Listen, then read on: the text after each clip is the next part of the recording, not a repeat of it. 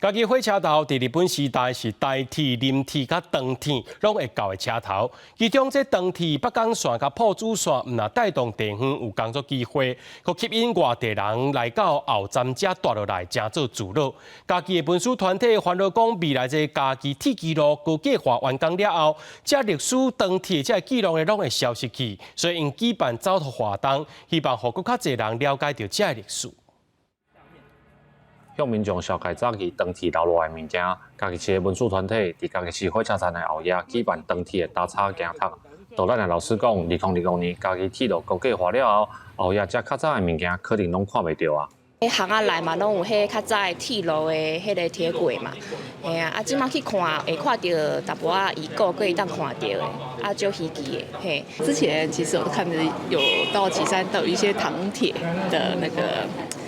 看过，然后所以我觉得也还蛮有趣的，因为发现南台湾的有很多跟糖有关的铁路。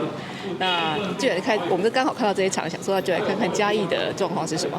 以前就知道有那个北港线啊，可是不晓得它实际在什么地方。1980年长铁北港线无国行了后，原本家己车站后夜相关的长铁建设都已经豆豆啊消失，只剩一寡建筑遗址。 地方的文书团体认为铁路高架化完工了后的都市计划会改变后夜这边自路，所以举办这届的活动。铁路高架化吼，就会造成这边地方的不管是空间啊、历史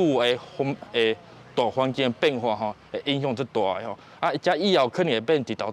大的马路嘛，无一定。导览老师指出，日本时代长铁的北港线甲埔子线来到家己车头，是带动车头后夜发展上主要的原因。 未来高架化完工，互车站前后连小瓦了后，会互这个所在带来改变。希望透过这个活动，互过去长铁捌伫家己车站的历史，用无同的方式继续传承落去。记者林慧婷，家己报道。